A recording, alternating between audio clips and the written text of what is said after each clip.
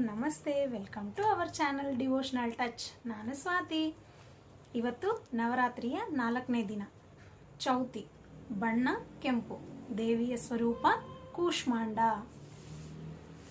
ನವರಾತ್ರಿಯ ಮೊದಲನೆಯ ದಿನ ದೇವಿಯ ಸ್ವರೂಪ ಶೈಲಪುತ್ರಿ, 2ನೆಯ ದಿನ ಬ್ರಹ್ಮಚಾರಿಣಿ, 3ನೆಯ ದಿನ ಚಂದ್ರಘಂಟ. ಈ 3 ವಿಡಿಯೋಗಳಲ್ಲಿ ಡಿಸ್ಕ್ರಿಪ್ಷನ್ನಲ್ಲಿದೆ, ಚೆಕ್ ಮಾಡಿ. ದೇವಿಯು ಕೂಷ್ಮಾಂಡ ರೂಪವನ್ನು ಹೇಗೆ ತಾಳಿದ್ಲು ಹಾಗೂ ಆ ಹೆಸರು ದೇವಿಗೆ ಹೇಗೆ ಬಂತು ಅನ್ನೋದನ್ನು ಈ ವಿಡಿಯೋದಲ್ಲಿ ನೋಡೋಣ.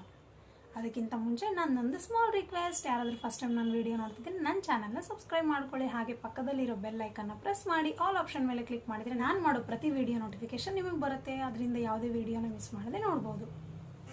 ಒಂದಾನೊಂದು ಕಾಲದಲ್ಲಿ ಯಾರೊಬ್ಬರು ಈ ಪ್ರಪಂಚದಲ್ಲಿ ಉದ್ಭವ ಆಗಿರಲಿಲ್ಲ, ಅಂದರೆ ಯಾರೊಬ್ಬರು ಈ ಪ್ರಪಂಚದಲ್ಲಿ ಇರಲಿಲ್ಲ. ಎಲ್ಲ ಕತ್ತಲಮಯವಾಗ್ಬಿಟ್ಟಿತ್ತು, ಎಲ್ಲ ಖಾಲಿ.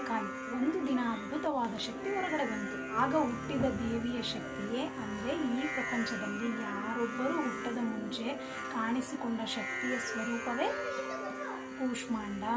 ಭೂಮಂಡಲದಲ್ಲಿ ಮೊದಲು ಉದ್ಭವವಾದ ಶಕ್ತಿ ಕೂಷ್ಮಾಂಡ. ಸಂಸ್ಕೃತದಲ್ಲಿ ಹೂ ಅಂದರೆ ಚಿಕ್ಕದು, ಊಷ್ಮ ಅಂದರೆ ಶಾಖ, ಅಂಡ ಅಂದರೆ ಮೊಟ್ಟೆ.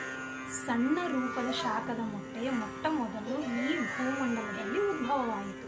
ಏನೂ ಇರದ ಈ ಭೂಮಂಡಲದಲ್ಲಿ ಶಕ್ತಿಯ ದೇವಿಯಾದ ಕೂಷ್ಮಾಂಡ ನಗುತ್ತಾ ಈ ಪ್ರಪಂಚಕ್ಕೆ ನಗುವ ಶಕ್ತಿಯನ್ನು ಹರಡಿಸಿದಳು. ಭೂಮಂಡಲ ಉದ್ಭವದ ನಂತರ ಕೂಷ್ಮಾಂಡ ಅವಳ ಬಲ, ಎಡ ಮತ್ತು 3ನೇ ಕಣ್ಣಿನಿಂದ 3 ದೇವತಾ ಮನುಷ್ಯರನ್ನು ಸೃಷ್ಟಿ ಮಾಡ್ತಾಳೆ. ಆ 3 ದೇವತಾ ಮನುಷ್ಯರು ಯಾರೆಂದರೆ ಮಹಾಕಾಳಿ, ಮಹಾಲಕ್ಷ್ಮಿ, ಮಹಾಸರಸ್ವತಿ. ಇವರೇ ಭೂಮಂಡಲದ ಮೊದಲ ಶಕ್ತಿಗಳು. ಮಹಾಕಾಳಿ ಶಾಖದ ಸಂಕೇತ, ಮಹಾಲಕ್ಷ್ಮಿ ಬೆಳಕಿನ ಸಂಕೇತ, ಮಹಾಸರಸ್ವತಿ ಶಬ್ದದ ಸಂಕೇತ. ಇದಾದ ನಂತರ ಕೂಷ್ಮಾಂಡ ಬ್ರಹ್ಮ, ವಿಷ್ಣು, ಮಹೇಶ್ವರ ಎಂಬ ಮತ್ತೊಂದು 3 ಶಕ್ತಿಗಳನ್ನು ಸೃಷ್ಟಿ ಮಾಡ್ತಾರೆ. ಕೂಷ್ಮಾಂಡ ಈ 3 ಜೋಡಿಗಳನ್ನು ಸೃಷ್ಟಿಸಿದ ನಂತರ ಸೂರ್ಯದೇವನ ಮಧ್ಯದಲ್ಲಿ ಹೋಗಿ ಕುಳಿತುಕೊಂಡು ಬೃಹದಾಕಾರವಾಗಿ ಸ್ಥಿರಳಾಗುತ್ತಾಳೆ.